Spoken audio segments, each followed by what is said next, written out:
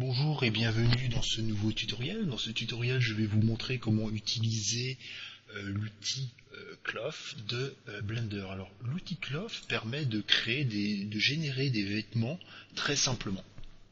Donc ici, pour l'exemple, je vais utiliser le cube de base que je vais subdiviser 3 fois. Donc je vais faire CTRL 3. Donc ici, j'ai une sorte de sphère. Donc maintenant, je vais créer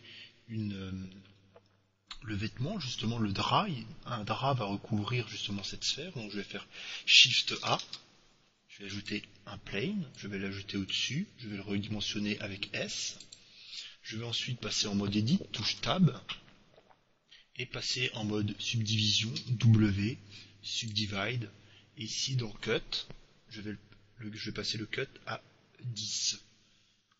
Voire à 15. Donc le nombre de cuts se bloque à 10. Mais si vous cliquez, vous pouvez modifier cette valeur et là par exemple la passer à 15.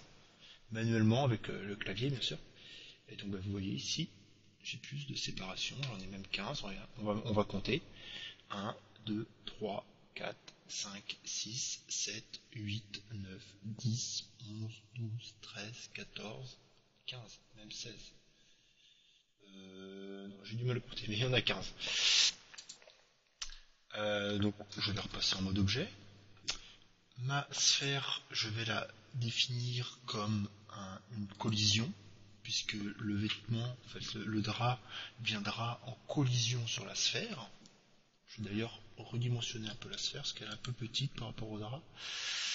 Comme ceci, et mon drap, ici, je vais le définir comme cloth, donc vêtement. Vous voyez l'icône avec le petit t-shirt sur le dernier panel ici de vêtements.